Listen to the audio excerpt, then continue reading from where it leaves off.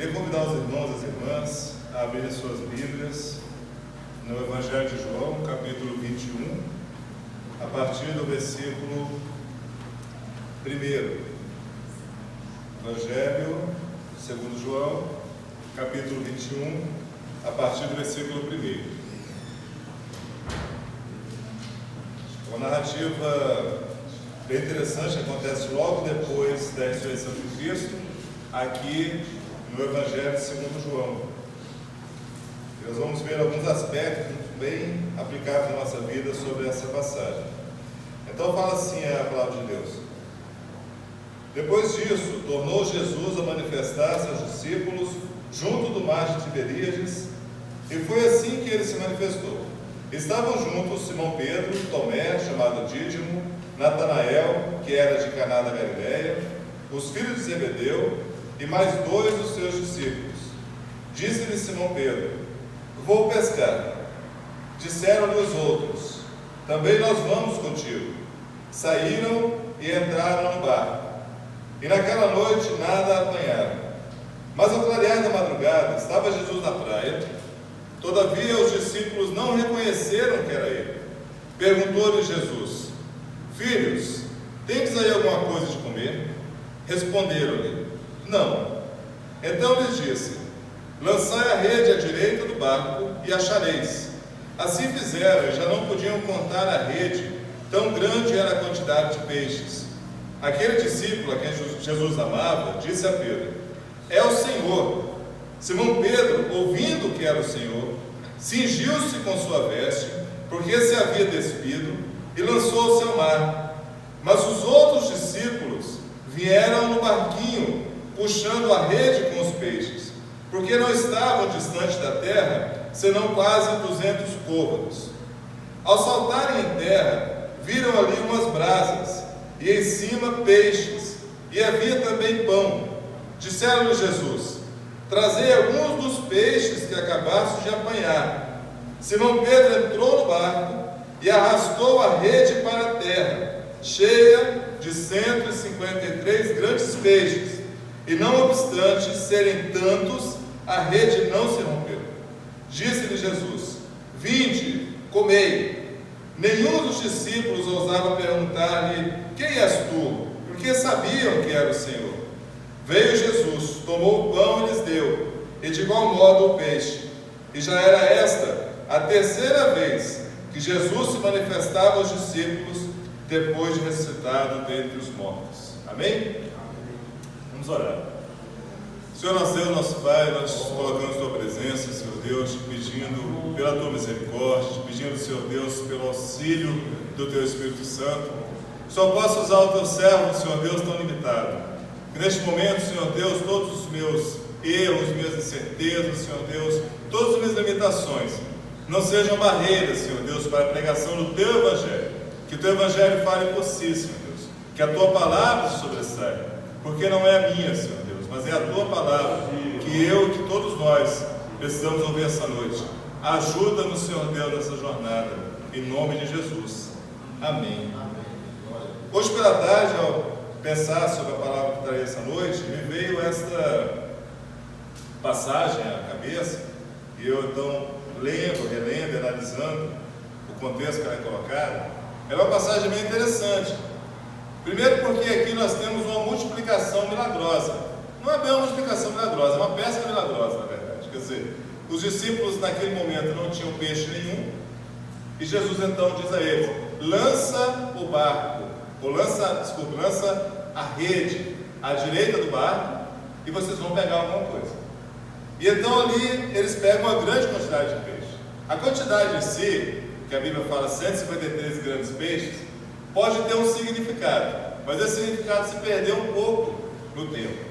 Mas alguns historiadores dizem o seguinte: o fato de registrar um número é porque o autor quer dizer que aquilo realmente aconteceu, porque ele é um pouco exato, para forçar que assim, não é uma quantidade qualquer, mas uma quantidade exata para dizer: olha, havia testemunhas daquilo que aconteceu. Mas é interessante, irmãos, que nós podemos fazer um paralelo entre essa pesca e uma outra pesca milagrosa, que é a pesca milagrosa narrada em Lucas. E é interessante que, estudando essa passagem hoje, eu estava vendo a questão de quando Jesus se encontrou com os discípulos, somente com Pedro, no início do ministério, e sobre essa questão do que aconteceu, a relação, os anúncios, os acontecimentos da vida de Cristo após a ressurreição. E se você traçar um paralelo dos 4 evangelhos, se fizer uma comparação, você vai ver algumas diferenças bem interessantes. Por exemplo, Mateus e Marcos não falam sobre pesca milagrosa no início do ministério de Jesus, mas Lucas já fala, um evangelho um pouco posterior já fala disso.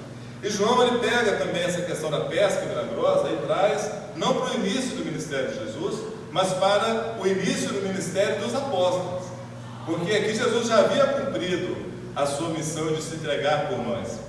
E é interessante porque é uma passagem que acontece após a ressurreição de Cristo, e João vem dizer o seguinte, que já é a 3ª vez que nos apareceu aos discípulos.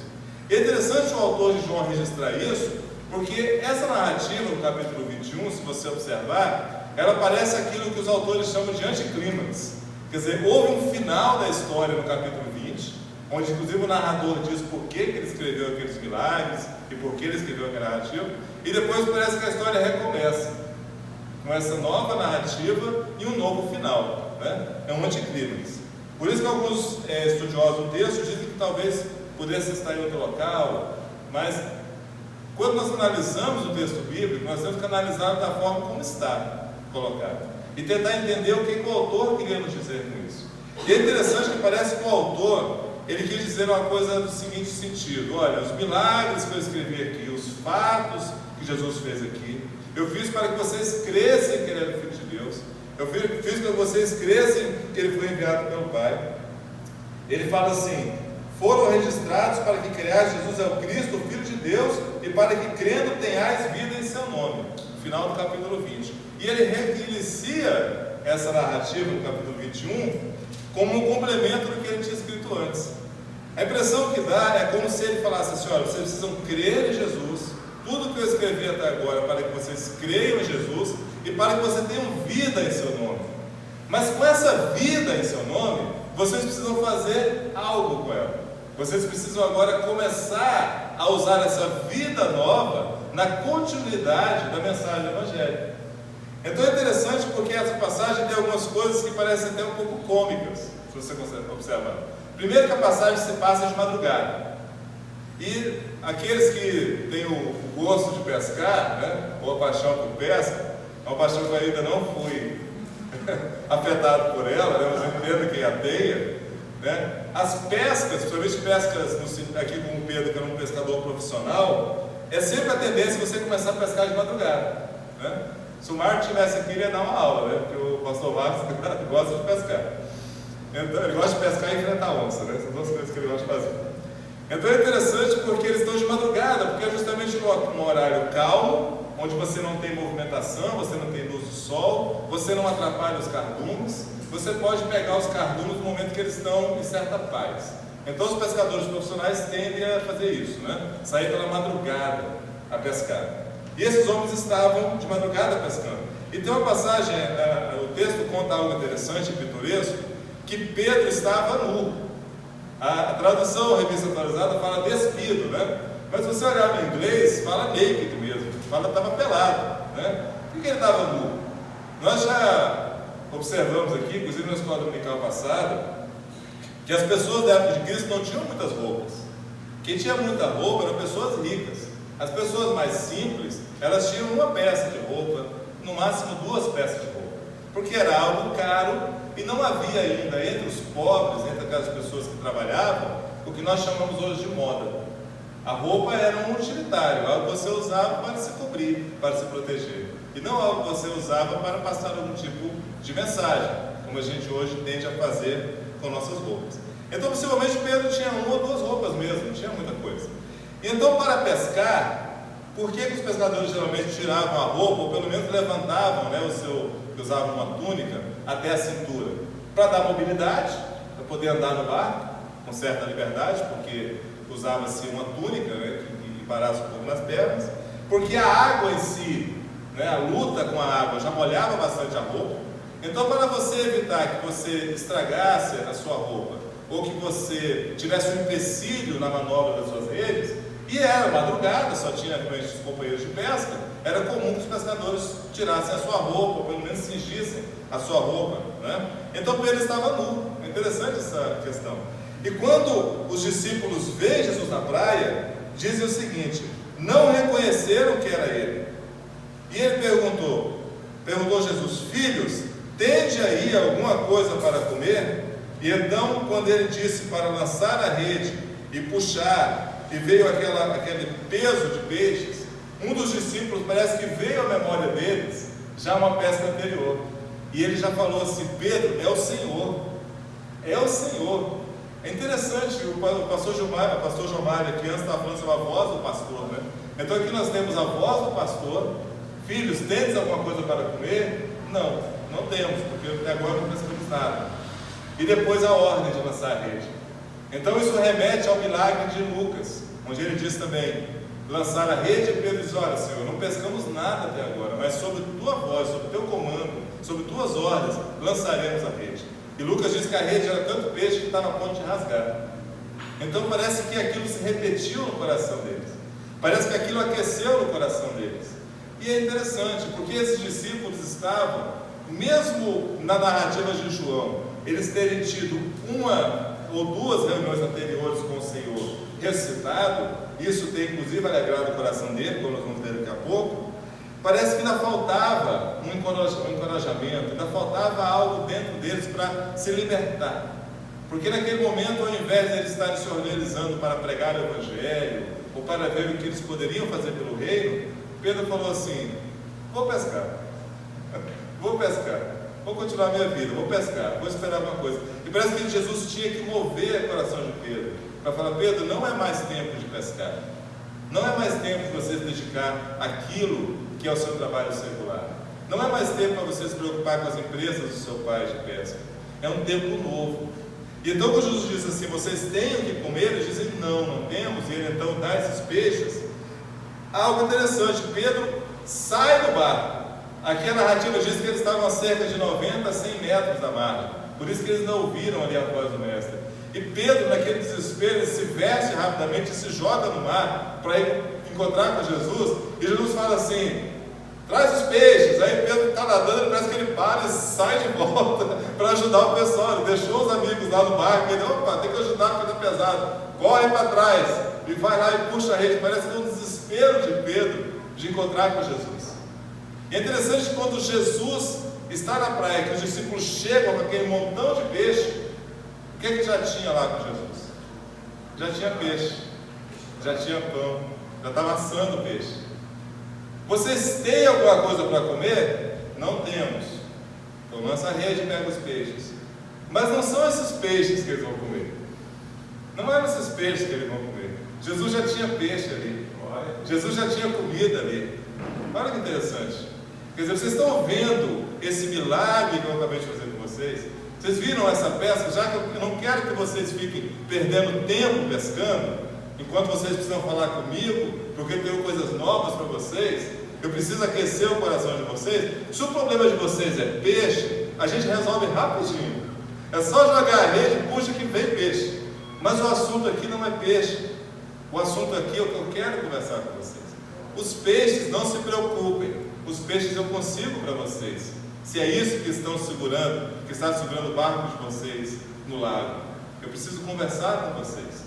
Então, aquilo que vocês estavam preocupados, eu já tirei da cabeça de vocês. Não cabe mais peixe na rede, não cabe mais peixe no barco. Vocês precisam voltar para a margem. E sentem assim aqui comigo, porque vocês não vão se alimentar do peixe que vocês colhem. Vocês vão se alimentar do peixe que eu dou. Vocês não vão se alimentar do peixe que vocês conseguiriam, do pão que vocês conseguiriam vendendo esses peixes. Vocês se alimentarão do pão que eu parto, do pão que eu divido, em torno dessa lareira, em torno dessa fogueira. Então Jesus, ele chama aqueles discípulos. E é interessante, porque quando eles sentam com ele ali, vai iniciar uma conversa, que é uma conversa em torno de perdão, que é uma conversa em torno de amor, que é uma conversa em torno de reconciliação, porque Pedro precisava disso. Logo a passagem posterior, versículo 15 em diante, vai trazer a narrativa, o famoso diálogo entre Pedro e Jesus, onde Jesus pergunta a Pedro 3 vezes se Pedro o amava e se Pedro o amava mais do que todos os outros, ao ponto que Pedro, ao chegar no momento, ele fala: Senhor, tu sabes que eu te amo, tu sabes tudo. E ele fala: Pedro, tu apacenta as minhas ovelhas. É interessante porque Pedro, na narrativa de João, tinha negado Jesus também, tinha negado por 3 vezes. E parece que Pedro carregava esse peso no coração, porque na narrativa de ressurreição, Pedro também é aquele que corre desesperado do túmulo para ver o que está acontecendo. Pedro é aquele que quer testemunhar, ele quer saber o que está acontecendo, porque quando Jesus morreu, Pedro ficou com um grande peso no coração, e não houve tempo dele conversar com Jesus, não houve tempo dele pedir perdão para Jesus, não houve tempo para ele falar: Senhor, só me desculpa, eu neguei o Senhor aquela noite, mas era noite escura, era noite da ameaça, era noite onde as forças que tinham prendido o Senhor, as forças opressoras que tinham prendido o Senhor, também podiam me matar, e eu tive medo. O Senhor chorou, o Senhor suou sangue no Jardim das Oliveiras, mas o Senhor enfrentou a sua cruz. Eu não tenho a mesma estrutura, eu não consigo fazer isso. Eu achei que eu conseguia fazer isso. Pedro tinha dito ao Senhor: todos te abandonarem e eu não te abandonarei. E justamente o discípulo que não abandona Jesus é João, que na narrativa aqui é um sujeito oculto, né? Aquele que Jesus amava. João não abandonou Jesus. João estava na cruz. Mas Pedro negou a Jesus porque Pedro estava muito perto de onde Jesus estava sendo julgado. Pedro estava muito perto de onde Jesus estava sendo espancado. Pedro estava muito perto das forças romanas. Ele estava no pátio onde Jesus estava sendo julgado. João não estava lá. Então é interessante porque nós muitas vezes julgamos Pedro por sua aparente covardia, mas Pedro estava numa situação de morte. Pedro estava naquela noite escura em torno daquela fogueira, que não era a fogueira a exemplo dessa onde Jesus estava, era uma fogueira onde estavam os criados da casa, os criados ali daquele local de julgamento, daquele lugar de condenação.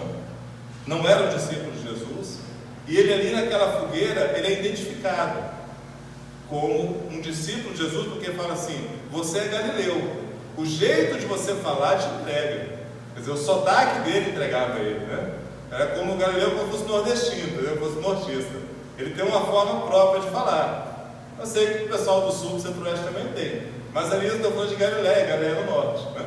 Então o pessoal do norte tem esse jeito típico de falar. Então Pedro, ao ser confrontado, ele nega. E ele diz: não, nunca conheci esse homem. E ao negar, ele chora, porque ele percebe que Jesus sabia que ele ia negar. Mas Pedro estava perto ali da morte. João não estava. Então talvez João, justamente por não ter se arriscado ao ponto de Pedro, ele não sofre essa pressão e ele consegue estar no Gólgota com Jesus. Talvez por isso que mais à frente nessa narrativa, quando Jesus chama Pedro para caminhar, Pedro olha para João, discípulos amados, e fala assim: e aquele ali, Senhor? Parece que há alguma coisa em Pedro que ele precisa resolver, sabe? Tipo assim: Senhor, eu neguei, mas eu sei que João não negou, eu sei que João estava no Gólgota. Se o Senhor está me chamando para apacentar as ovelhas, eu que neguei o Senhor, o que o Senhor vai fazer com João? Ele deve ser o próximo rei de Israel, porque ele não te abandonou. E ele fala: Pedro, a questão com João é outra, não preocupa com ele. Se eu quero que ele fique até que eu volte, isso é comigo. Preocupa com você, você me segue. É interessante, irmãos, pensarmos nisso, porque muitas vezes nessas noites escuras nós avançamos mais do que devíamos, assim como Pedro foi lá para o pátio do julgamento de Cristo, sendo que ele não poderia estar lá porque era um lugar de perigo, e ele talvez pensando que pudesse salvar o mestre do julgamento, ele vê que ele não consegue salvar o mestre do julgamento, porque ele não tinha essa força, e ele então recua na sua negativa, e aquilo cria uma grande dor dentro dele, e essa dor só é resolvida em torno daquela fogueira na praia. Em uma fogueira, no pátio do julgamento, Pedro nega Cristo. Em outra fogueira, na praia do mar da Galileia, no mar de Tiberíades, Pedro é resgatado por Jesus. Pedro é libertado por Jesus. E veja que não há aqui nenhum pedido de perdão da parte de Pedro. no sentido, Senhor, eu queria conversar sobre aquilo que aconteceu. Não há isso. E não há uma cobrança de Jesus para falar, Pedro, nós precisamos conversar seriamente sobre esse negócio de você ficar me negando. Jesus não traz isso à tona. Existe uma cura, existe um perdão, existe um tratamento, sem que o fato que estivesse causando peso a Pedro fosse trazido à tona. Simplesmente Jesus submeteu Pedro a uma pergunta de amor e submeteu 3 vezes para que Pedro percebesse o que ele estava falando. Mas Jesus não cavucou a ferida. Jesus não foi ali, olha, eu vou te perdoar, mas eu queria muito conversar sobre o que aconteceu. Muitas vezes nós mesmos queremos perdoar, mas antes de perdoar a gente quer cavucar a ferida. Olha, eu sei que você me magoou, eu sei que você traiu minha confiança, eu sei que você fez aquilo que eu não esperava, mas apesar de você ter feito isso, eu sofri muito, eu chorei muito, olha, eu passei noite sem dormir, olha, doeu, viu? Eu fiquei muito tempo sem confiar nas pessoas, mas eu orei muito, Deus falou no meu coração, e apesar do que você fez, tá? Que eu sei que você não queria fazer, o que você fez, Deus está falando que eu te perdoar, e de coração eu quero te perdoar. Mas antes de perdoar, eu dou aquela cavucadinha na ferida, sabe? Que é para dar aquele último gostinho, né? Antes de eu ter que perdoar a pessoa. Não há isso aqui. Não há isso aqui. Jesus não cavuca a ferida de Pedro. Ele simplesmente fala assim, Pedro, eu sei que está no seu coração. Eu sei que você passou.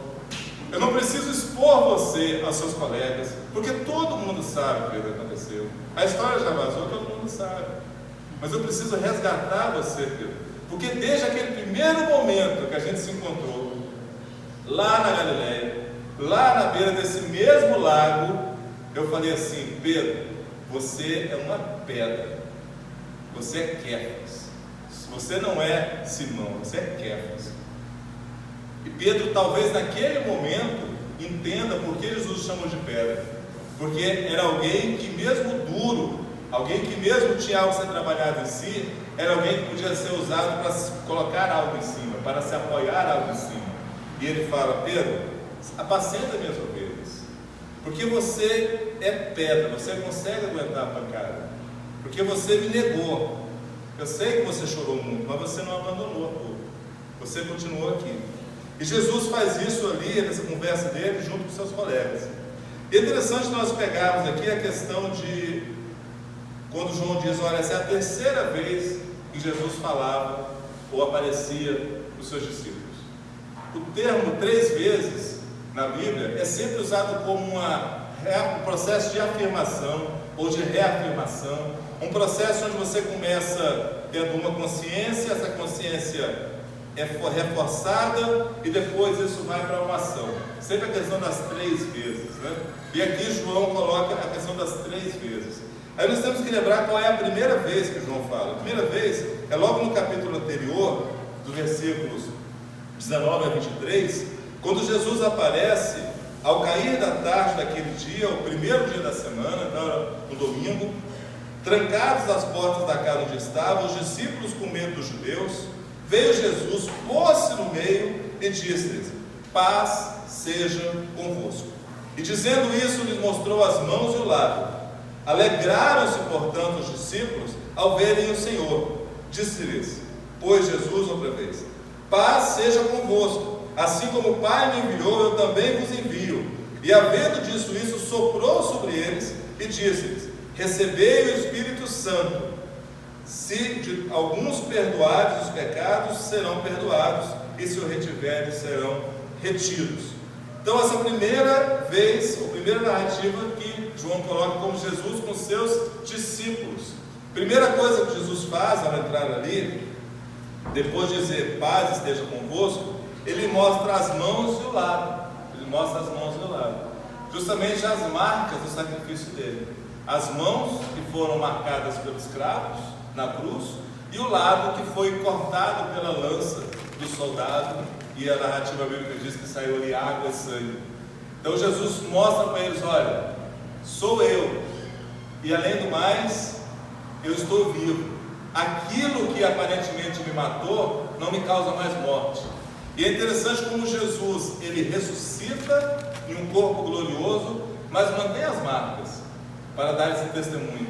E a Bíblia diz que isso trouxe alegria. Eles se alegraram ao ver as marcas de Cristo, porque não eram marcas mais feitas na cruz, mas eram marcas que testemunhavam a cruz, testemunhavam a vitória de Cristo na cruz. Já não eram marcas que traziam dor, mas eram marcas que traziam alegria. Aquelas cicatrizes agora traziam alegria, porque elas lembravam de um momento que Jesus nos salvou, venceu. A cruz é um lugar de vitória, não é um lugar de derrota. Mas nessa narrativa havia um discípulo que não estava lá, dos 11 que tinham sobrado, porque Judas tinha se matado. Era justamente Tomé, chamado Dídimo, não estava lá. E aí tem aquela passagem famosa onde Tomé diz: olha, se eu não vir as suas mãos, o sinal dos cravos, e se eu não puser o dedo ali no seu lado, eu não vou acreditar que ele esteve com vocês. E Jesus então aparece pela segunda vez aos discípulos. A Bíblia diz que passado 8 dias, ou seja, uma semana depois, outra vez estavam no mesmo local, com portas também trancadas. Interessante isso. Eles estavam com portas trancadas com medo dos judeus na primeira narrativa. E Jesus aparece para eles e diz: eu estou vivo, paz esteja com vocês. Recebam o Espírito Santo. Ele sopra, eles recebem o Espírito Santo, mas eles continuam com as portas trancadas. Continuam com as portas trancadas. E ali, naquelas portas trancadas, quando Jesus novamente aparece, novamente dá a paz, ele diz para Tomé: Tomé, põe aqui o dedo e vê minhas mãos. Chega também a mão e põe do meu lado. Não sejas incrédulo, mas seja crente. Tomé se desmonta. Por quê? Porque Jesus não estava lá quando Tomé falou aquelas palavras que não acreditaria se não colocasse a mão, o dedo no lado de Jesus. Mas Jesus ouviu, porque Jesus estava já em glória. E Tomé então desmonta. Muitas vezes nós imaginamos Tomé colocando o dedo na ferida de Jesus, colocando o dedo na chaga de Jesus, e aí se rendendo dizendo: meu Senhor e meu Deus. Mas a narrativa não diz. A narrativa não diz que Tomé colocou os dedos na ferida de Jesus. Simplesmente a narrativa diz que Tomé foi confrontado com a sua falta de fé. Tomé foi confrontado com a sua, talvez, falta de sensibilidade, porque ele queria ver de novo as marcas de Cristo. E Tomé então se entrega, se ajoelha, se cai e diz: meu Senhor e meu Deus. Sendo que os outros discípulos nem tinham usado essa frase, tinham só se alegrado, mas ele se quebrando, mesmo sem tocar a Cristo. Tem uma pintura famosa de Caravaggio, que é justamente de Tomé, e na figura Caravaggio coloca o dedo no lado de Cristo, dá uma agonia, porque você ele puxa a ferida de Cristo. Mas talvez Caravaggio está falando não de Tomé, Caravaggio está falando de nós, que precisamos muitas vezes reviver as feridas de Cristo para realmente acreditar naquela entrega dele na cruz. E nós não precisamos disso. Tomé não precisou disso. Tomé não precisou reviver a ferida de Cristo. Ele simplesmente cai em si. Ele vê o que ele tinha dito. Ele se entrega a Jesus. É interessante pensar no que Jesus poderia falar: Tomé, olha só, você não creu quando eles falaram sobre mim, então você está fora, você está demitido. Não. Jesus sabia que Tomé tinha alguma dúvida no coração. Jesus volta para buscar Tomé. Jesus não desiste de Tomé. Jesus não desiste daquele que não consegue crer pela palavra do outro, porque não teve a mesma experiência do outro. Jesus entende isso. Muitas vezes você pode falar para alguém: olha, eu sei que Jesus está vivo, porque Ele fala comigo, porque eu sinto Sua presença, porque Ele enche a minha vida, porque pela manhã quando eu estou lendo a Bíblia, eu choro perante Ele, quando eu oro eu sinto a presença dEle, quando eu estou em desafios eu sinto a presença dEle, eu consigo ver as chagas de Cristo, eu consigo ver o lado de Cristo, eu consigo ver o sacrifício de Cristo, eu me alegro com Ele. E talvez algum irmão seu fale assim: olha irmão, eu não tenho a mesma sensação, eu sei que Ele deve estar vivo, eu sei que Ele pode falar com você, mas eu não acredito que Ele se manifeste dessa forma, eu não acredito que a presença dEle traga esse tipo de alegria, porque eu não vi, eu não experimentei, eu não sei. Então Jesus, Ele não pega essa pessoa e diz: olha, você é um incrédulo, você é alguém com fé fraca.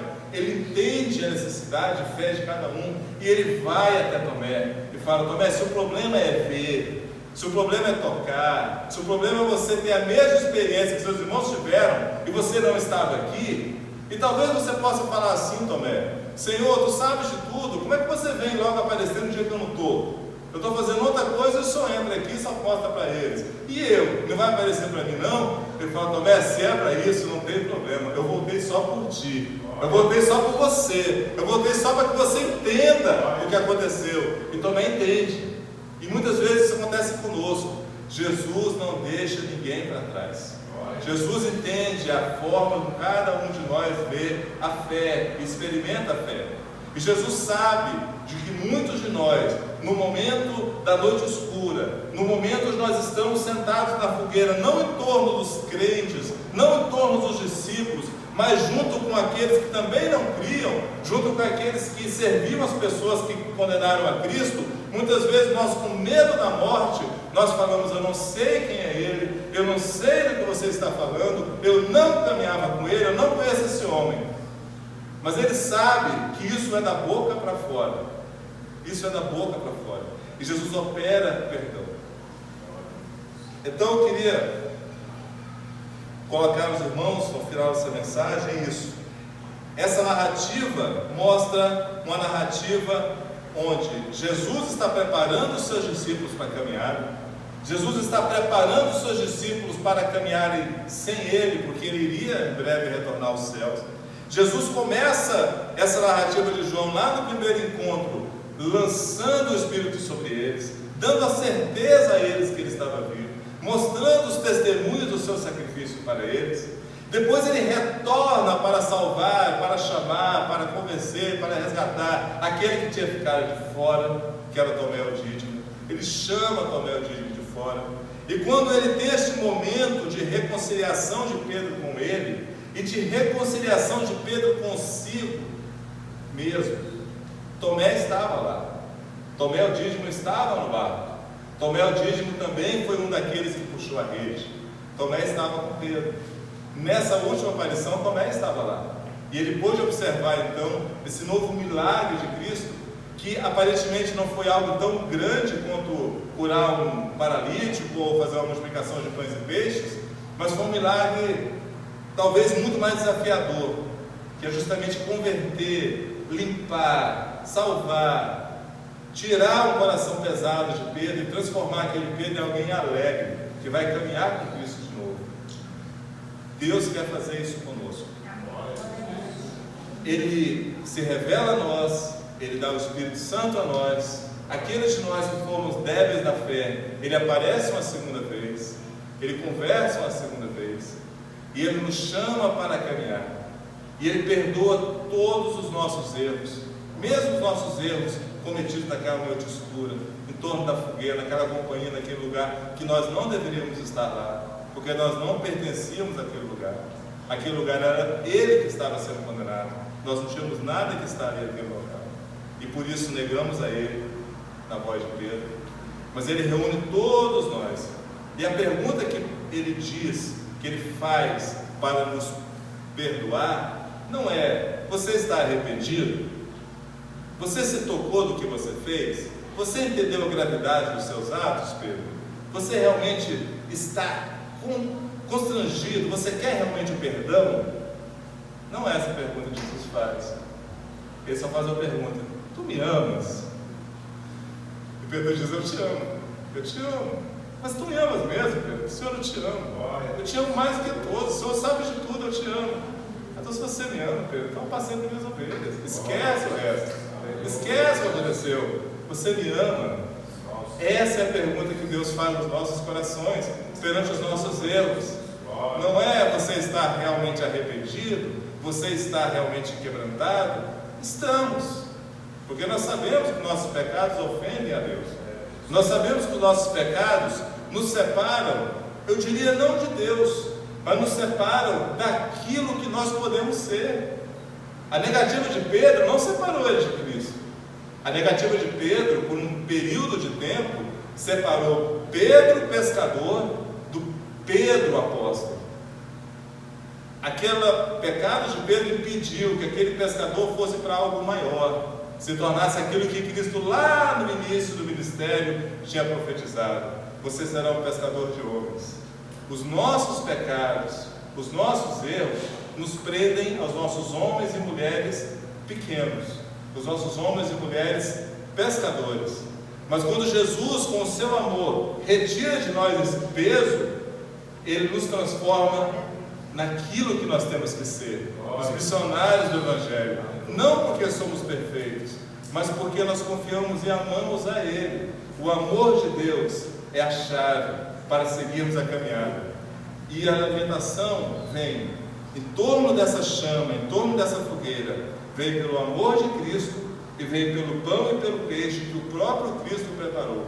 Não o peixe que eu tive com o meu esforço, não o peixe que eu arrastei naquela rede, mas o peixe que já estava pronto. Você está achando que você vai caminhar com o alimento que você consegue, mesmo sendo dado por mim? O seu esforço é compensado porque eu ajo em sua vida? Mas não é essa a comida que você vai caminhar para frente. A comida que você vai caminhar é a comida que eu preparo na mesa. É a comida que eu preparo em torno dessa fogueira. E eu estou te esperando aqui, na margem do lago, para que você deixe esse barco para lá e você possa fazer aquilo que realmente você deve fazer, que é pescar pessoas para o reino, que é ser um emissário do Evangelho para o reino. Então que essa noite Deus possa falar ao nosso coração com esse amor de Cristo, que toda dúvida que nós temos no nosso coração, que todo peso trazido pelos pecados que nós cometemos, que todo peso trazido por nossa insegurança, possa ser liberto de nós por essa pergunta de Cristo: você me ama mesmo? Você me ama? E eu tenho em meu coração que a resposta de cada um de vocês aqui presente, de cada um de nós aqui presente, é: Senhor, eu te amo. Eu te amo, Senhor. Senhor, nosso Deus e nosso Pai, que esse teu amor, Senhor Deus, entre em nossos corações e retire de nós esse peso, Pai, que nos impede de irmos além. Retira de nós, Senhor Deus, essa vontade de voltar a pescar, Senhor Deus, essa vontade de nos limitarmos ao barco que nós estávamos lá no início, quando o Senhor nos chamou, e o Senhor nos separou daquele barco, dizendo: eu tenho coisa melhor para vocês.